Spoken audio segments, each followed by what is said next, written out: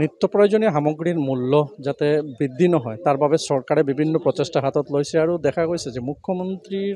ঘোষণাৰ পিছত প্ৰতিখন জিলাই জিলাই টাস্ক ফ'ৰ্চ গঠন কৰা হৈছে আৰু শ্ৰীভূমিতো এনেদৰে টাস্ক ফ'ৰ্চ গঠন কৰা হৈছে আৰু এই টাস্ক ফ'ৰ্চে শ্ৰীভূমিৰ বজাৰত যাতে মূল্য বৃদ্ধি নহয় তাৰ বাবে তেওঁলোকে জোৰদাৰ প্ৰচেষ্টা চলাই গৈ আছে এবং এই মুহূৰ্তত দেখা গৈছে যে শ্ৰীভূমিৰ বিভিন্ন বজাৰত তেওঁলোকে যাতে নিত্য প্ৰয়োজনীয় সামগ্ৰীৰ ৰেট যাতে ঠিক থাকে বা চৰকাৰী গাইডলাইন অনুযায়ী যাতে তেওঁলোকে ব্যৱহাৰ কৰে তাৰ বাবে তেওঁলোকে প্ৰচেষ্টা চলাই গৈ আছে। আপোনালোকে আজি যে বজাৰত অভিযান চলাইছে নিত্য প্ৰয়োজনীয় মানে কিহৰ বাবে আপোনালোকৰ এই অভিযান? আমাৰ অভিযানটো আমাৰ অনাৰেবল চিফ মিনিষ্টাৰৰ ডাইৰেকশ্যনৰ আণ্ডাৰত আমাৰ এটা ছাৰে যিহেতু আমাক কৈছে যে চিন্স আৰ্টিফিচিয়েল ক্ৰাইচিছৰ এটা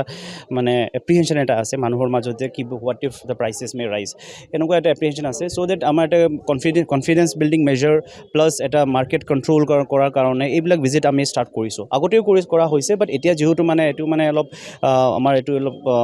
টাইমটো অলপ মানে তেনেকুৱা হয় so' what you have done is আমি এইটো ৰেগুলাৰ কৰি আছোঁ। ডিষ্ট্ৰিক্ট লেভেল টাস্ক ফ'ৰ্চ আমাক গঠন কৰা হৈছে যোৱাকালি and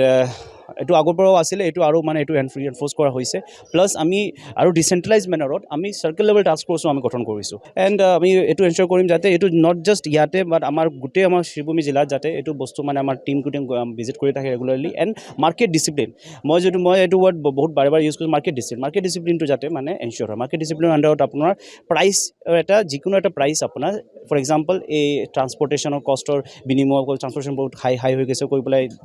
De can increase the commodity price সেইবিলাক যাতে সেইটো নকৰে। মাৰ্কেট ডিচিপ্লিনত আপোনাৰ যাতে প্ৰায় ইয়াতে ডিছপ্লে কৰে আপোনাৰ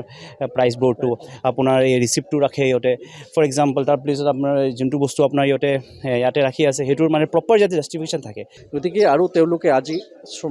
প্ৰশাসনৰ ফালৰ পৰা তেওঁলোকক সকলো নিয়ম নীতি কৰি দিয়া হৈছে যাতে কোনো ধৰণৰ বজাৰত চোকা দৃষ্টি ৰাখিব যাতে কোনো ধৰণৰ মূল্য বৃদ্ধি নহয় আৰু যাৰ বাবে যাতে ৰাইজে সকাহ পায় তাৰ ব্যৱস্থা কৰি আছে প্ৰশাসনে।